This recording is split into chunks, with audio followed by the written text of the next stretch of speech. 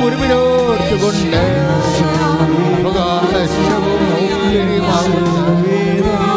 സഭയോട് കണ്ണ തോന്നണമേ കർത്താവേ, കണ്ണ തോന്നണമേ കർത്താവേ, കണ്ണ തോന്നണമേ. അങ്ങയുടെ തിരുവിലാവിലെ മുറിവിനോർത്തുകൊണ്ട് അങ്ങയുടെ അവകാശവും അങ്ങയുടെ ഓഹരിയുമാകുന്ന നിന്റെ വിശുദ്ധ രക്തത്താൽ വീണ്ടെടുക്കപ്പെട്ട സഭയോട് കരുണ തോന്നണമേ, കരുണ തോന്നണമേ, കരുണ തോന്നണമേ. ഹല്ലേലൂയ, ഹല്ലേലൂയ, ഹല്ലേലൂയ,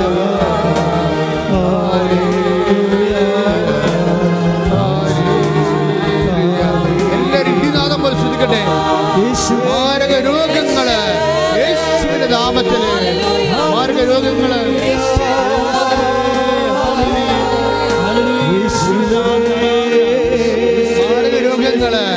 യേശുവിന്റെ നാമത്തില്, യേശുവിന്റെ നാമത്തില്, യേശുവിന്റെ നാമത്തില് വ്യാധികള്, ജീവിത ദുരിതങ്ങള് യേശുവിന്റെ നാമത്തില്, മാരക രോഗങ്ങള് യേശുവിന്റെ നാമത്തില് മാറിപ്പോകട്ടെ, മാറിപ്പോകട്ടെ. യേശുവിന്റെ നാമത്തില്, യേശുവിന്റെ നാമത്തില് മാരക രോഗങ്ങള് മാറിപ്പോകട്ടെ.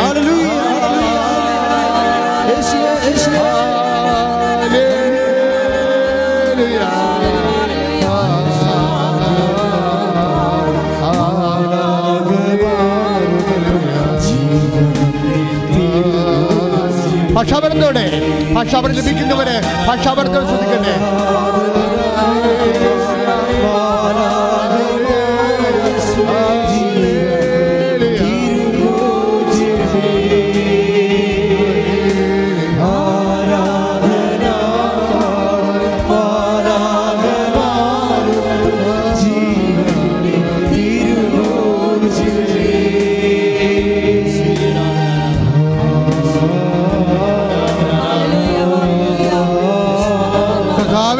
വിശുദ്ധ രക്തത്താൽ ഉള്ളക്കാലം മുതല് ശിവനെ അങ്ങ് തളിക്കണമേ.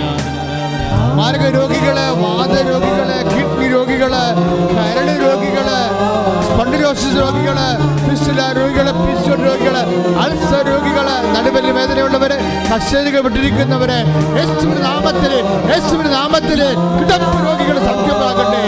ശ്രദ്ധിക്കുക.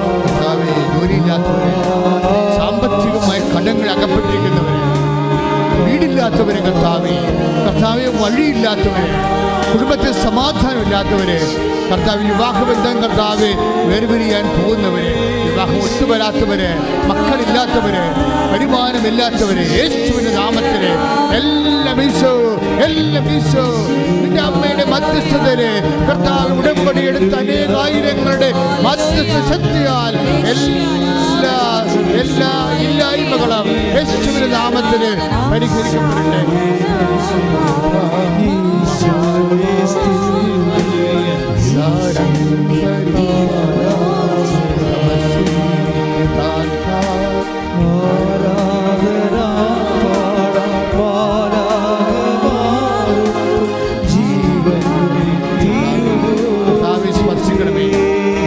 സ്പർശിക്കണമേ, രോഗങ്ങളെ സ്പർശിക്കണമേ കർത്താവെ, കണ്ണുകളെ സ്പർശിക്കണമേ, കൈവക്കാൻ പാടില്ലാത്തവരെ സ്പർശിക്കണേ, ഇവിടെ കുഴിയുന്നവരെ സ്പർശിക്കണമേ, വിസർപ്പ രോഗികളെ സ്പർശിക്കണമേ, വിസർപ്പ രോഗികളെ സ്പർശിക്കണമേ, ക്യാൻസർ രോഗികളെ സ്പർശിക്കണമേ, കരരോഗികളെ സ്പർശിക്കണമേ കർത്താവേ, വയറ് വീർത്തു വരുന്നവരെ സ്പർശിക്കണമേ, കരൾ രോഗികളെ സ്പർശിക്കണമേ, അൾസർ രോഗികളെ സ്പർശിക്കണമേ, നടക്കാൻ പാടില്ലാത്തവരെ, ചെരിഞ്ഞു പോലും കിടക്കാൻ പറ്റാത്തവര്, ബെഡ്സോർ വന്നവരെ ഈശോ രക്തത്താൽ കഴുകണമേ, യേശുവിന്റെ നാമത്തില് അവർ എഴുന്നേറ്റ് നടക്കട്ടെ.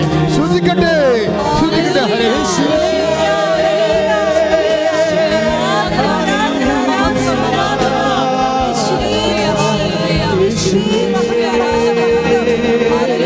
രോഗികളെ സ്പർശിക്കണമേ, അസ്ഥി ഉരുക്കമുള്ളവരെ സ്പർശിക്കണമേ, അസ്ഥി രോഗികളെ സ്പർശിക്കണമേ,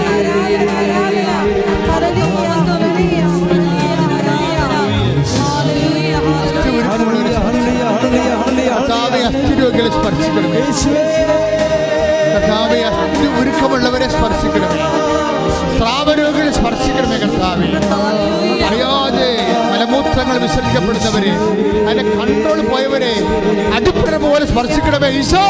അങ്ങ് മരുന്ന് കർത്താവെ, മരുന്നോ ലേബലുമല്ല, അങ്ങയുടെ വചനമാണല്ലോ മക്കളെ സുഖപ്പെടുന്നത്. അങ്ങിടത്തിന്റെ കർത്താൽ ശക്തിയാൽ യേശു ക്രിസ്തുവിന്റെ ഉന്നതമായ നാമത്തില് സൗഖ്യം പ്രാപിക്കട്ടെ.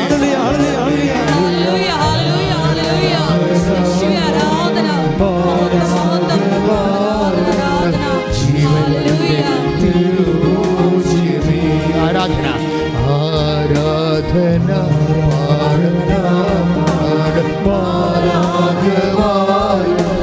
ജീവന്റെ ഒരുമിച്ച് പാടുക, ശ്രദ്ധിക്കട്ടെ. ഹല്ലേലൂയ.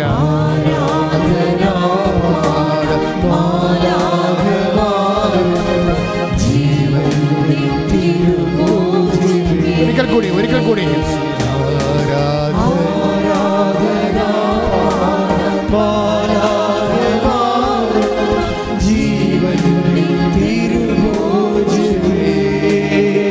കൂടി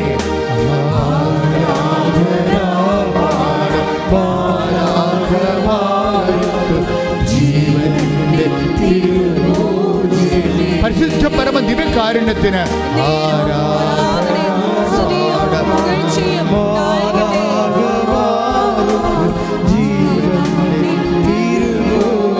പരിശുദ്ധ പരമ ദിവ്യകാരുണ്യത്തിന്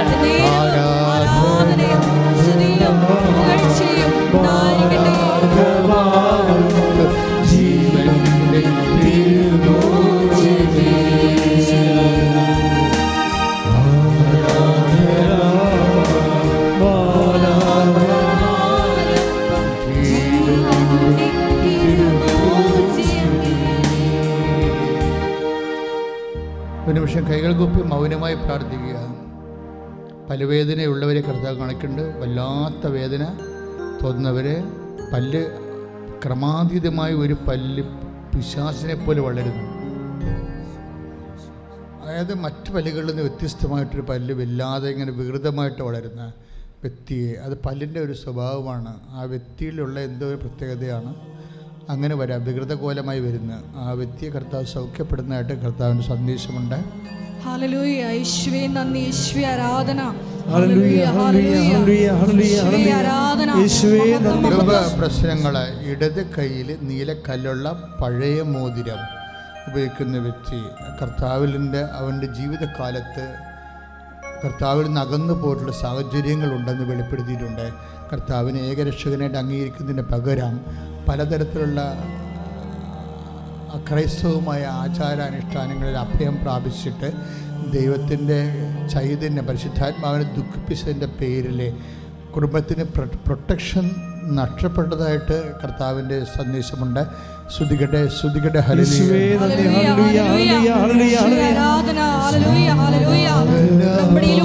ഞങ്ങളെ തന്നെ വിശുദ്ധീകരിക്കുവാനുള്ള വലിയ കൃപ ഞങ്ങൾക്ക് പ്രദാനം ചെയ്യണമേ. ഹല്ലേലൂയ ഹല്ലേലൂയ യേശുവേ ആരാധന ഹല്ലേലൂയ. നമ്മുടെ ഇടതുവശത്തുള്ള താടിയാണ് അതിൻ്റെ ഇടതുവശത്തുള്ള ഭാഗങ്ങളിൽ കുറച്ച് മുഴ പോലെ എന്തോ സാരം ഇങ്ങനെ പൊങ്ങി വരുന്നുണ്ട്. ആ വ്യക്തിയെയും കർത്താവ് ശരീരത്തിൽ മുഴയുള്ളവരുണ്ടെങ്കിൽ എന്തെങ്കിലും തരത്തിലുള്ള മുഴ ഇതൊരു മാതൃകയാണ്.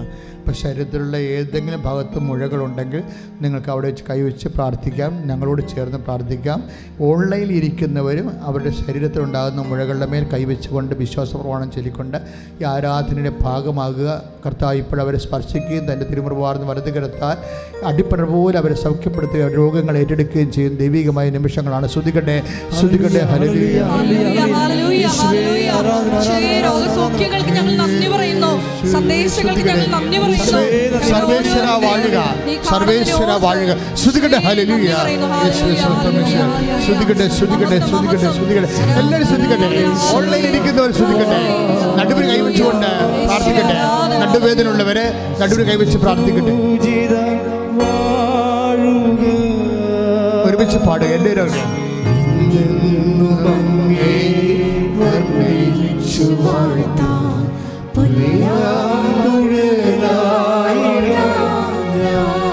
എല്ലാവരും പാടുക.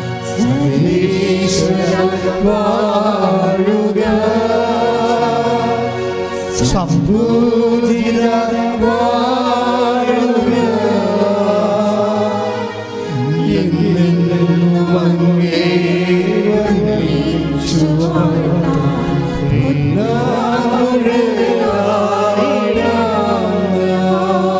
പരിശുദ്ധ പരമദിവ്യകാരുണ്യത്തിന് ഒരുമിച്ച് പാടുക. ശ്രുതികട്ടെ ഹല്ലേലൂയ ഹല്ലേലൂയ ഹല്ലേലൂയ ഹല്ലേലൂയ ഹല്ലേലൂയ ഹല്ലേലൂയ. യേശുവേ, ഈ ആരാധനയിൽ ഞങ്ങൾ ഓരോരുത്തരെയും നീ കണ്ടുമുട്ടുന്നതിനെ ഓർത്ത് നന്ദി പറയുന്നു. ഹല്ലേലൂയ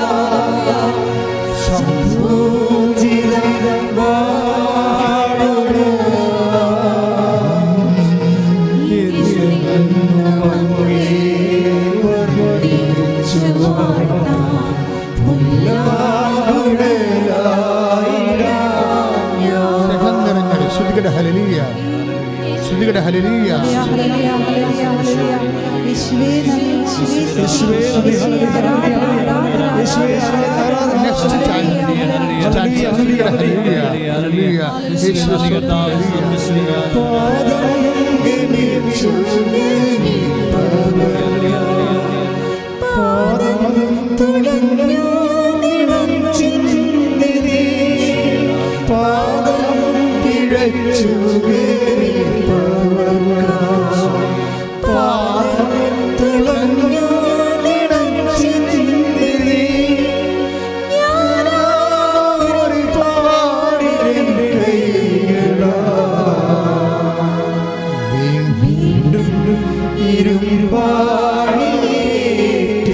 ഞാൻ ആ മുറിപ്പാടിൻ കൈകളാൽ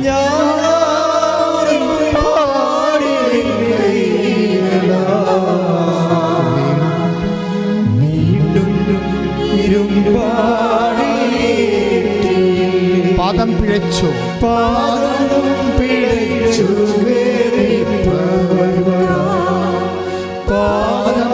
തുളഞ്ഞു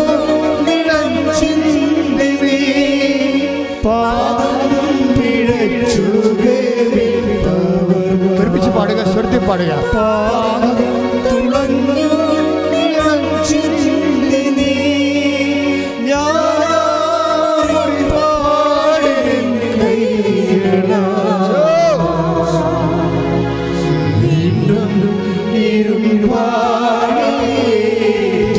ഞാനാ മുറിപ്പാടിൻ കൈകളാൽ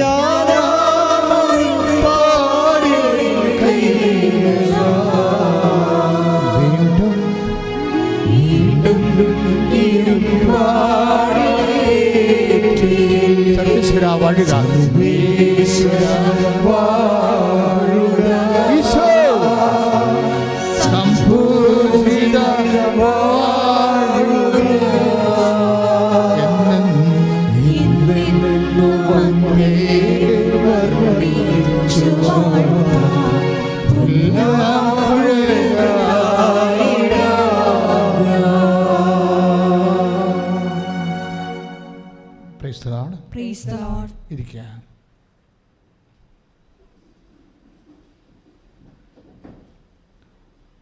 മക്കളെ, സംഗീത ആരാധനകൾ നടക്കുമ്പോൾ നിങ്ങൾ വളരെയേറെ ശ്രദ്ധയുണ്ടാകണം. സാധാരണ നമ്മൾ പറയുന്ന പ്രാർത്ഥനയെക്കാളും അഭിഷേകം നിലവാരം കൂടുതൽ സംഗീതാരാധനയ്ക്കാണ്. സംഗീതാരാധന പെട്ടെന്ന് വരത്തില്ല. കർത്താവ് നമുക്ക് തന്നാൽ മാത്രമേ വരത്തുള്ളൂ.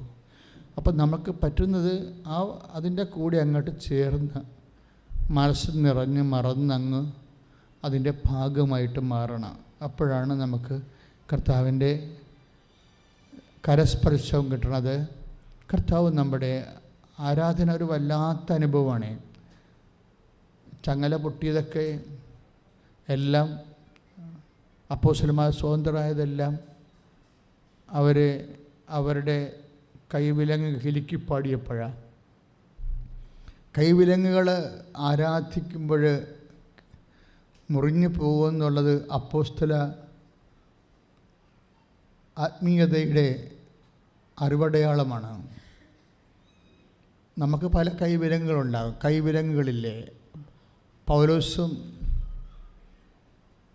ശീലാസും കൂടി ജയിലിൽ കയ്യാമം വെച്ച് കിടക്കുന്ന സമയത്ത് അവർക്ക് ചെയ്യാനുണ്ടായിരുന്ന ഒരു കാര്യം, ആ കൈ ചങ്ങലകളെ അങ്ങോട്ടും ഇങ്ങോട്ടും ഒരു കിലുക്ക്, എന്നിട്ട് കർത്താവിലെ സന്തോഷം, അവനൻ ബലം, പാരതിൽ പാർക്കുന്ന ആൾ അവനൻ ബലം എന്ന് പറഞ്ഞവർ പാടും. അതാണ് അതിൽ നിന്നാണ് നമുക്ക് ആ പാട്ട് കിട്ടണത്. ബലഹീനമാകുന്ന സാഹചര്യങ്ങളിൽ വിശ്വാസി ആരാധിച്ചേറ്റ് പറയേണ്ട സംഭവമാണ് കർത്താവാണ് എൻ്റെ ബലമെന്ന്. ഒന്ന് പറഞ്ഞേ, കർത്താവാണ് എൻ്റെ ബലം, എൻ്റെ ബലം. കർത്താവാണ് എൻ്റെ ബലം, എൻ്റെ ബലം. നമ്മളുടെ ബലങ്ങളെല്ലാം ഇങ്ങനെ പോയിക്കൊണ്ടിരിക്കുമ്പോൾ നിങ്ങൾ സന്തോഷിക്കണം. നിങ്ങളുടെ കൈവിലങ്ങുകൾ വീണു പോയിട്ടുണ്ടെങ്കിൽ, ഇപ്പോൾ പല കാര്യങ്ങൾക്കും നമ്മൾക്ക് കൈവിലങ്ങളെന്ന് പറയുമ്പോൾ ചില പറയല്ലേ, എൻ്റെ കൈയും കാലും കെട്ടിയിരിക്കണമെന്ന് പറയത്തില്ലേ?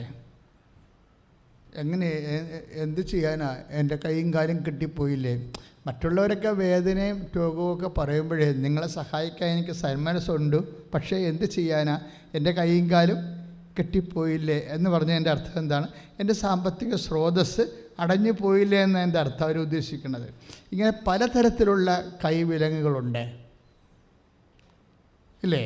പലതരത്തിലുള്ള. പക്ഷേ ഇതെല്ലാം കിലുക്കി പാടാനുള്ളതാണ്, അല്ലാതെ അത് കൊടുത്തിട്ട് നിലയും പിടിച്ച് വീട്ടിൽ കുത്തിയിരിക്കാനുള്ളതല്ല. വിശ്വാസി എന്ന് പറയുമ്പോൾ വേറെ ഒരു സംഭവമാണ്. കാര്യം ഇങ്ങനെയുള്ള കൈവിലങ്ങുകളെല്ലാം, വേദനകളെല്ലാം അവൻ കിലുക്കി പാടിക്കൊണ്ട് അതിനെ കർത്താവിൻ്റെ ദൂതൻ വന്നത് പൊട്ടിക്കുന്നവരെ അവൻ വിശ്വാസം പ്രഖ്യാപിച്ചുകൊണ്ടേയിരിക്കും. ശ്രുതിക്കട്ടെ, വിശ്വാസിയെ പതറാതെ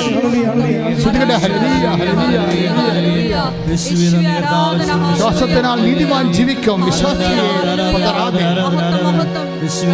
ശ്രുതിക്കട്ടെ, അതിശക്തമായി ശ്രുതിക്കട്ടെ, പക്ഷാപടത്തിന് ശ്രുതിക്കട്ടെ.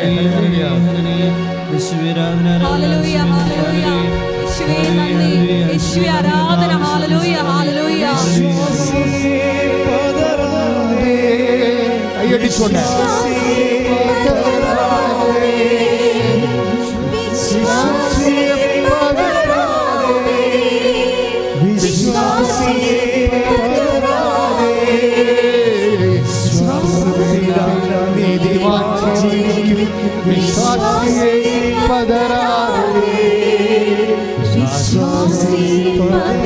ഒരുമിച്ച് പാടുക. വിശ്വാസത്തിനാൽ നീതിമാൻ ജീവിക്കും, വിശ്വാസിയെ പതറാതെ,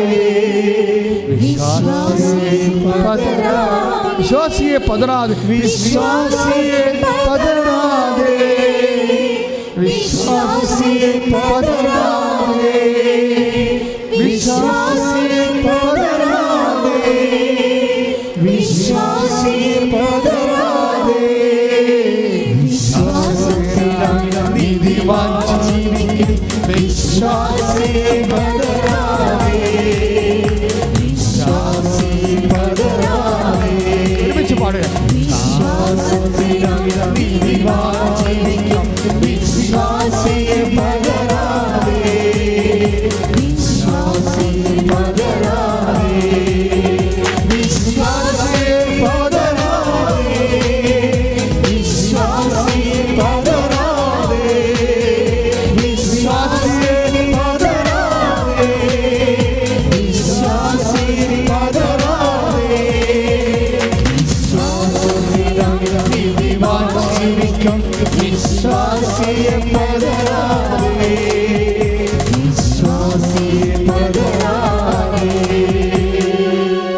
പരമദിവ്യകാരുണ്യത്തിന് നേരവും ആരാധനയും സ്തുതിയും പുകഴ്ചയും ഉണ്ടായിരിക്കട്ടെ. എന്തുകൊണ്ടാണ് വിശ്വാസിയെ പതറാതെ എന്ന് പറയണത്?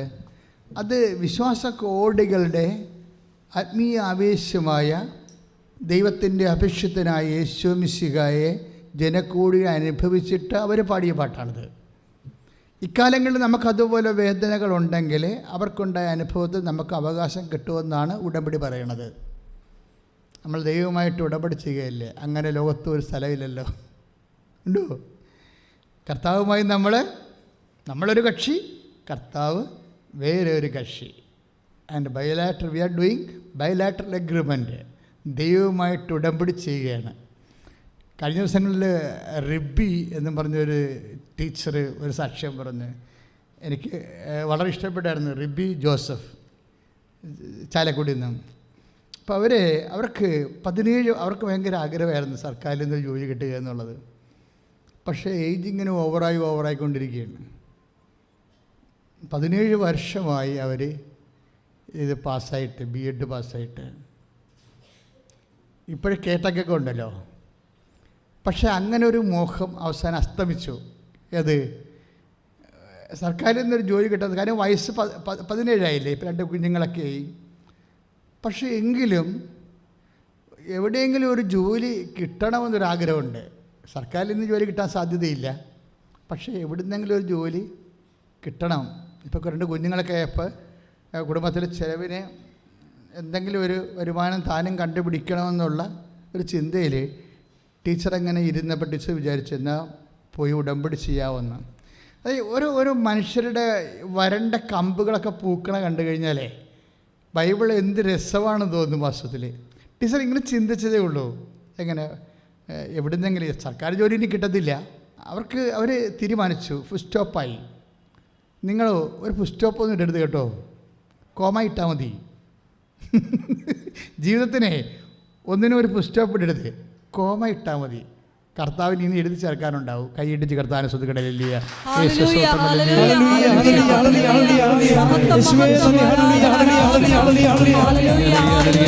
ശ്രദ്ധിക്കട്ടെ.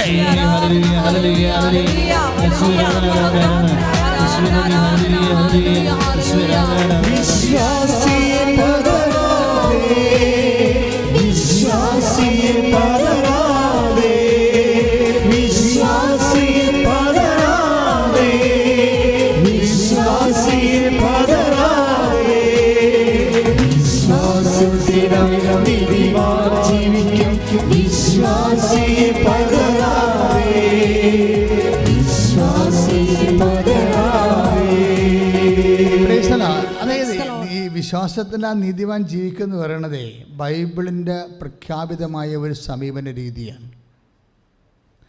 എനിക്ക് തോന്നുന്നു ഇത് തുടങ്ങണത് ഉൽപ്പത്തി എന്നാണ് തുടങ്ങണത്. ഉൽപ്പത്തി 15:6 തൊട്ടിങ്ങനെ എബ്രഹാത്തിൻ്റെ വിശ്വാസത്തെ ബൈബിളിങ്ങനെ ഉയർത്തി ഉദിച്ചു വരണതുണ്ട്. മനുഷ്യരാശിയുടെ പ്രത്യാശ ഉദിച്ചു വരണത് എബ്രാഹത്തിലൂടെയാണ്. എബ്രാഹാം ദൈവത്തിൽ വിശ്വസിച്ചു, അവനെ അത് നീതിയായി പരിഗണിച്ചു. 15:6 കൈയിടിച്ച് കർത്താൻ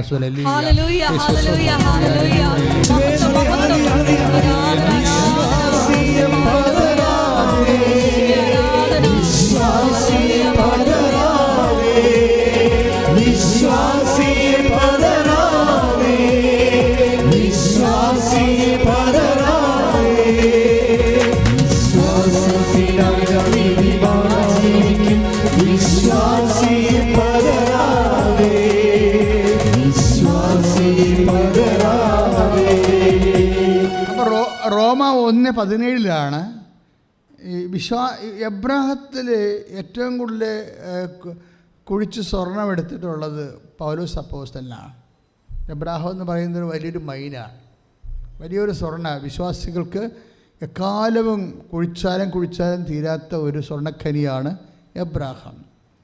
എബ്രാഹത്തിനെ പക്ഷേ കുഴിച്ചെടുക്കാനും അതിൻ്റെ സ്വർണവും രത്നവും ഒക്കെ എടുക്കാൻ അതിന് പ്രത്യേകമായ സാങ്കേതിക വിദ്യ വേണ്ട. അത് പൗലോസിനാണ് ദൈവം അതിൻ്റെ സോഫ്റ്റ്വെയർ കൊടുത്തിരിക്കുന്നത്. പൗലോസ് 2 സ്ഥലത്ത് പറയും. ഒന്ന് എബ്രാഹത്തിനെ കൊട്ട് ചെയ്തുകൊണ്ട് റോമ 1:17 പറയും, നീതിമാൻ വിശ്വാസം മൂലം ജീവിക്കാം. റോമായിലാണ് ഈ മനുഷ്യൻ ലേഖനം എഴുതാൻ തുടങ്ങണത്. റോമാ ലേഖനം. ഈ മനുഷ്യൻ ലേഖനം അവസാനിക്കുന്നത് ഹെബ്രായ ലേഖനമാണ്. ഇതിനിടയ്ക്ക് ഒരു അഡീഷൻ ചേർക്കും പുള്ളിക്കാരൻ.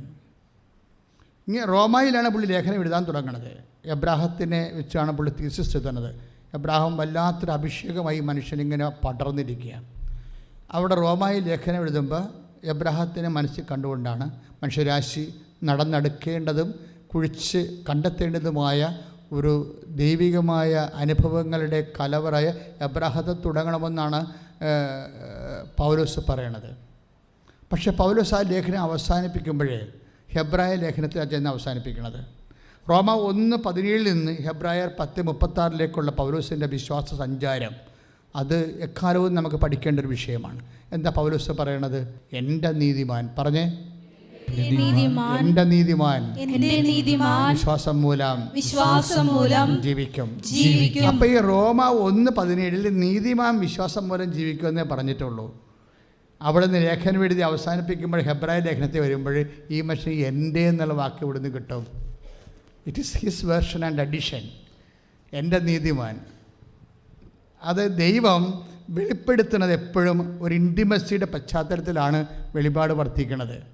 ഇൻറ്റിമസിയുടെ പശ്ചാത്തലത്തിൽ എല്ലാ കാര്യങ്ങൾക്കും വെളിപാടുണ്ട്. നീ ഇപ്പോൾ കഴിഞ്ഞ ദിവസങ്ങളിൽ എല്ലാ കാര്യങ്ങളും വെളിപാടെന്ന് വെച്ചാൽ നിൻ്റെ ജോലി, നിൻ്റെ വീട്, നിൻ്റെ വിവാഹം, നിൻ്റെ സൗന്ദര്യം, നിൻ്റെ ആരോഗ്യം, എവരിത്തിങ് നിൻ്റെ കർത്താവിന് പദ്ധതിയുണ്ട്. കൈയടിച്ച് കർത്താവ് സ്വലലിയ.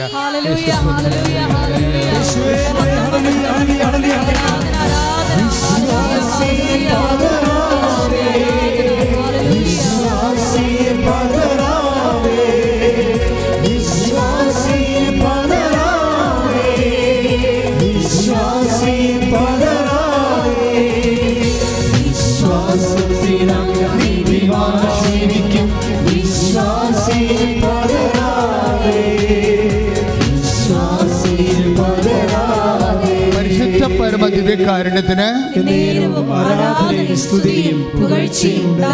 അതെന്ത് സംഭവം എന്ന് പറയുന്നത്, ഈ വിശ്വാസത്തിൻ്റെ യാത്ര and it is a call to intimacy.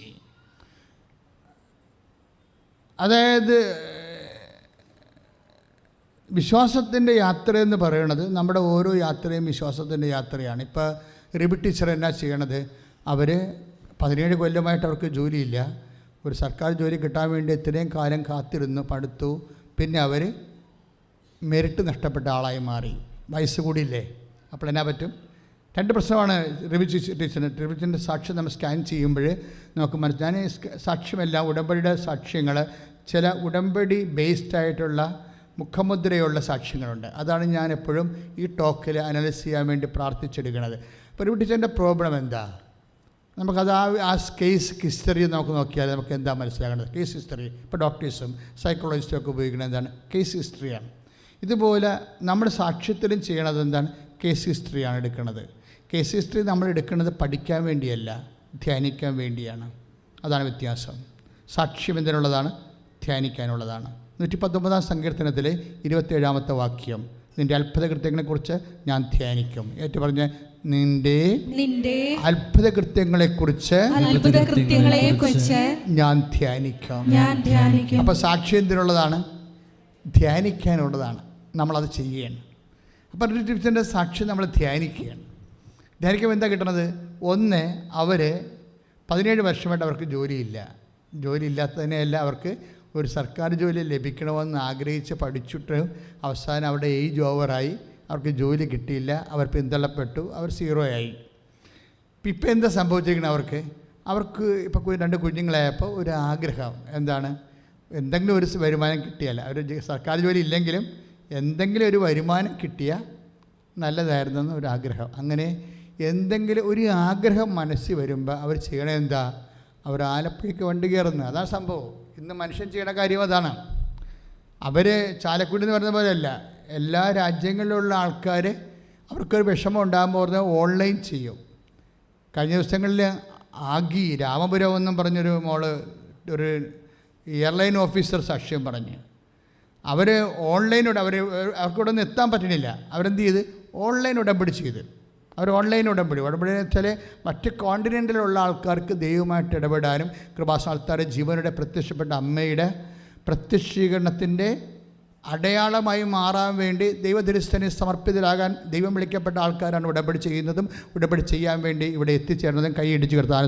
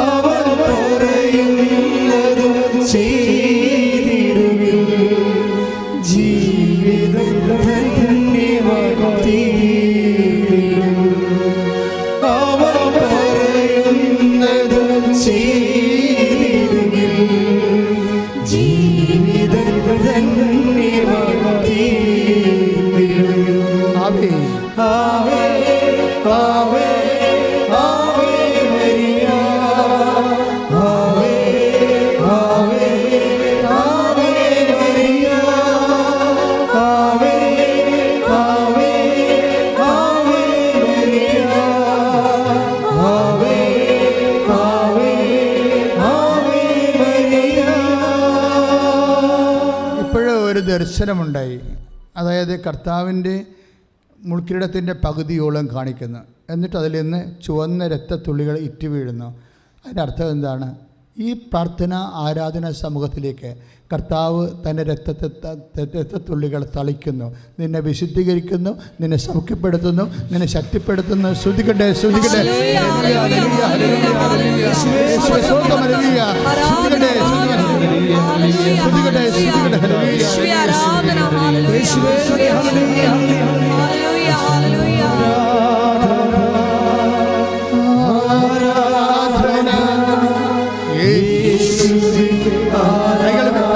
കൊണ്ട് ആരാധന.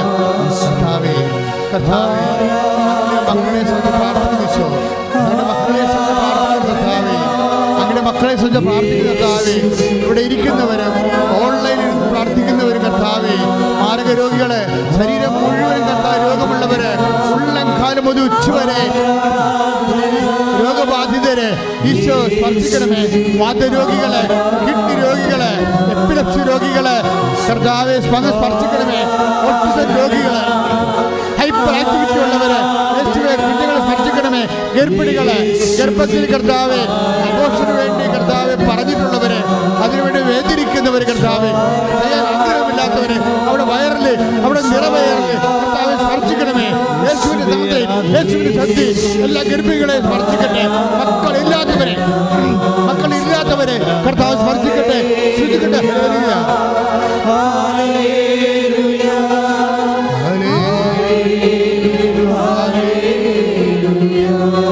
പരിശുദ്ധ പരമദിവ്യകാരുണ്യത്തിന് അപ്പൊ ഈ വിശ്വാസ യാത്രയില് നമ്മൾക്ക് അവസാനം കിട്ടുന്നത് എന്താണ്? റോമ 1:17 നീതിമാൻ വിശ്വാസം മൂലം ജീവിക്കാം. പക്ഷേ ആ ലേഖനം അവസാനിക്കുന്ന ഹെബ്രായർ 10:36 എന്താ പറയണത്? എൻ്റെ നീതിമാൻ പറഞ്ഞേ വിശ്വാസം മൂലം ജീവിക്കും. അപ്പൊ എൻ്റെ എന്ന് പറയുന്ന വിഷയം അവിടെ കൂട്ടിച്ചേർത്തതാണ് പരിശുദ്ധാത്മാവ്. വിശ്വാസയാത്ര മുന്നോട്ട് പോകുമ്പോൾ നമുക്ക് സംഭവിക്കുന്ന ഒരു വിഷയം, നമ്മൾ ദൈവത്തിൻ്റെ ഓൺ കക്ഷിയായി മാറുന്നു എന്നുള്ളതാണ്. അതിന് കുറച്ച് ഇൻവെസ്റ്റ്മെൻ്റ് ആവശ്യമുണ്ടാകും. പക്ഷേ പലപ്പോഴും എനിക്ക് തോന്നിയിരിക്കുന്നത് നമ്മൾക്ക് ദൈവമായിട്ടൊരു ഇൻറ്റിമസി വരാനുള്ള കാരണം, പ്രധാനപ്പെട്ട കാരണം ദൈവം നമ്മൾക്ക് ഒരു കടക്കാരനായി മാറുന്ന ഒരു സാഹചര്യത്തിലാണ്. അപ്പം നിങ്ങൾ ചോദിക്കും, എന്താ നമ്മളല്ലേ കടക്കാർ, എങ്ങനെ ദൈവം കടക്കാരനാകണം? അതൊരു വിശ്വാസത്തിൻ്റെ ഒരു പ്രത്യേക മാനമാണ്. ദൈവപൈതലേ, നീ കണ്ണീരിട്ട് പ്രാർത്ഥിച്ചൊരു വിഷയം നിനക്ക് കിട്ടണില്ലെന്ന് വിചാരിച്ചോ? ഇന്നാകാം, നാളെയാകാം, അല്ലെങ്കിൽ ഇന്നലെയാകാം. പക്ഷെ ദൈവത്തിന് ഇന്നലെയും നാളെയും ഇല്ല, ഇന്ന് മാത്രമേ ഉള്ളൂ. അപ്പോൾ ഇന്നലത്തെ കാര്യമാണ് ഞാൻ ഇപ്പോഴും നീ ചിന്തിക്കേണ്ടത്, ഇന്നലെ നിൻ്റെ ജീവിതത്തിലെ. അപ്പോൾ ദൈവത്തിന് അത് ഇന്നാണെന്ന് നീ ഓർക്കണം. വർത്തമാനമാണ്. ദൈവം എവർ പ്രസൻറ്റിലുള്ള ആളാണ്, ഹിസ്റ്റോറിക്കൽ പ്രസൻറ്റ് എന്ന് നമ്മൾ പറയും. അപ്പോൾ ഇന്നലെ നിൻ്റെ ജീവിതത്തിൽ നീ ഒരു കാര്യം ചോദിച്ചു, തന്നില്ല. നീ എന്താ ചോദിച്ചത്? നീ കുർബാന സ്വീകരിക്കുമ്പോഴൊക്കെ നീ കർത്താവിനോട് ചോദിച്ചു, ഇതാണ് കർത്താവെ, ഒരു കുടിയനായ മനുഷ്യൻ എനിക്ക് ഭർത്താവായിട്ട് ഒരിക്കലും തരരുത്, എനിക്ക് സഹിക്കാൻ പറ്റത്തില്ല, കുടിയന്മാരുടെ കൂടെ ഒരു നിമിഷം പോലും ഞാൻ ജീവിക്കത്തില്ല. അത് കണ്ണീരോടെ നീ ഇത്രയും നാൾ പ്രാർത്ഥിച്ച മുഴുവൻ അതാണ്. പക്ഷേ നിനക്ക് തന്നത് കൃത്യമായിട്ട് അയാൾ തന്നെ ഇരിക്കും. നീ ആരെ തരണ്ടെന്ന് പറഞ്ഞു അയാളെ തന്നിരിക്കും തന്നത്. അപ്പോൾ എന്താ സംഭവിക്കണത്? ഇത് ആസ്തി വികസനമെന്ന് നമ്മൾ പറയത്തില്ലേ? ആസ്തി വികസനം എന്താ കാര്യം? നീ ഇത് സന്തോഷത്തിൽ അക്സെപ്റ്റ് ചെയ്താൽ നിൻ്റെ 10 കൊല്ലത്തെ പ്രാർത്ഥന ദൈവതിരുസന്നിധിയിൽ ദൈവം നിൻ്റെ കടക്കാരനായി മാറുകയും നിൻ്റെ ആസ്തി വികസിപ്പിക്കുകയും ചെയ്യും. ഇത് നിന്നെ ഇൻറ്റിമസിലോട്ടാണ് വിളിക്കണത്. അത് നീ അറിയണം. നീ ഓർത്ത് ദൈവം എന്നെ കൈവെടിഞ്ഞു, എൻ്റെ പ്രാർത്ഥന കേട്ടില്ല, ദൈവം എന്നെ കൈവിട്ടുന്നു. പക്ഷേ അതല്ല സംഭവിച്ചത്. നീ ഈ വിഷയം എൻ്റെ ഇഷ്ടമല്ല നിൻ്റെ ഇഷ്ടമാണെന്ന് പറഞ്ഞാൽ നീ കർത്താവിൻ്റെ എൻ്റെ നീതിമാനായി മാറും. എൻ്റെ നീതിമാൻ വിശ്വാസം പോലും ജീവിക്കുമെന്ന് പറഞ്ഞില്ലേ? എൻ്റെ എങ്ങനെ വന്നതാണ്? ദൈവത്തിൻ്റെ തിരുമനസ്സ് അൺകണ്ടീഷണലായിട്ട് യാതൊരു നിബന്ധനകളുമില്ലാതെ നിറവേറ്റാൻ ആര് കരുത്ത് പ്രാപിക്കുന്നുവോ അവർ ഈശോ പറയും മൈ ഓൺ, എൻ്റെതെന്ന് പറയും.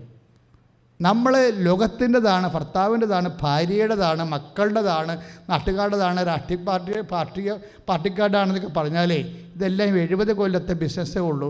70 കൊല്ലം കഴിയുമ്പോൾ ഗുഡ് ബൈ. നീ കർത്താവിൻ്റെതല്ലെങ്കിൽ ഒരിക്കലും നീ ആരുടേതുമാകത്തില്ല. അതുകൊണ്ട് കർത്താവ് നിന്നെ കളയാതിരിക്കാൻ, അവൻ്റെ സ്വന്തമാകാൻ വേണ്ടി അവനോടുകൂടെ നിനക്കുള്ള ട്രാൻസാക്ഷൻ ആൻഡ് കമ്മ്യൂണിക്കേഷൻസ് അതിനകത്ത് പലപ്പോഴും കൊടുക്കുക വാങ്ങലുകളിലെ കർത്താവ് നിനക്ക് ഇങ്ങോട്ട് തരാനേ ഉള്ളെങ്കിൽ അത് നീ സ്നേഹത്തോടെ അക്സെപ്റ്റ് ചെയ്തിട്ട് സമർപ്പിച്ചിട്ടുണ്ടെങ്കിൽ അതിൻ്റെ അർത്ഥം നീ ദൈവത്തിൻ്റെ സ്വന്തമാണെന്ന്. അതാണ് പൗലോസ് പറയണത്, ദൈവത്തിൻ്റെ സ്വന്തവും യേശുക്രിസ്തുവിൻ്റെ സ്വന്തവും സ്വന്തമാകാൻ വിളിക്കപ്പെട്ടവരെന്ന് പൗലോസ് പറയത്തില്ലേ? നമ്മൾ 1:6 വായിക്കുമ്പോൾ, റോമ 1:6, യേശുക്രിസ്തുവിൻ്റെ സ്വന്തവും പറഞ്ഞ് യേശുക്രിസ്തുവിന്റെ സ്വന്തമാകാൻ വിളിക്കപ്പെട്ടവരും ഈ സ്വന്തമാണ് ഹെബ്രായ 10:36 എൻ്റെ നീതിമാൻ. പക്ഷേ ഈ എൻ്റെതെന്ന് പറയണതും സ്വന്തമെന്ന് പറയണതും എങ്ങനെയാണ് ആയിത്തീരണത്? നിൻ്റെ കേൾക്കപ്പെടാത്ത പ്രാർത്ഥനയാണ്. അത് നിനക്ക് ദൈവത്തോട് സന്തോഷത്തോടെ സമർപ്പിക്കുമ്പോൾ നീ ദൈവമായിട്ടുണ്ടാക്കുന്ന ഇൻറ്റിമസിയിലൂടെയാണ് ദൈവത്തിൻ്റെ സ്വന്തമാകണത്. പ്രാർത്ഥിക്കുക, കർത്താവായ ദൈവമേ, എൻ്റെ കേട്ട പ്രാർത്ഥനയേക്കാൾ ഉപരി എൻ്റെ ഇന്ന് വരെ കേൾക്കാത്ത പ്രാർത്ഥനയിലെ എനിക്ക് നിരാശയും സങ്കടവും ഉണ്ടായിരുന്നത് ഇപ്പോൾ സന്തോഷപൂർവ്വം അങ്ങയോടുള്ള സ്നേഹത്തിന്റെ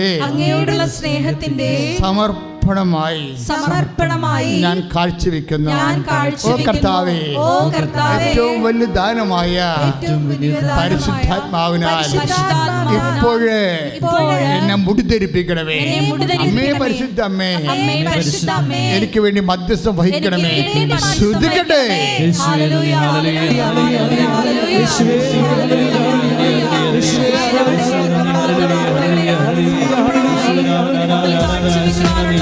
വലിയ അഭിഷേകം ചെയ്യണമേ.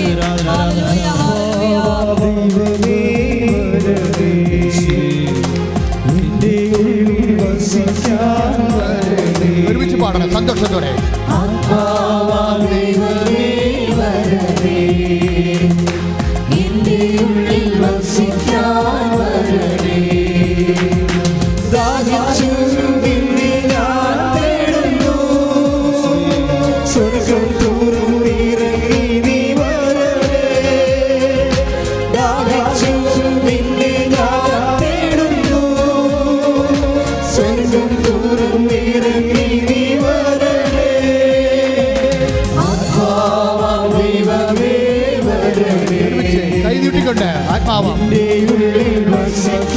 ഉയർത്തിക്കൊണ്ട് യാചിച്ചുകൊണ്ട് ആത്മാവാൻ ദൈവമേ,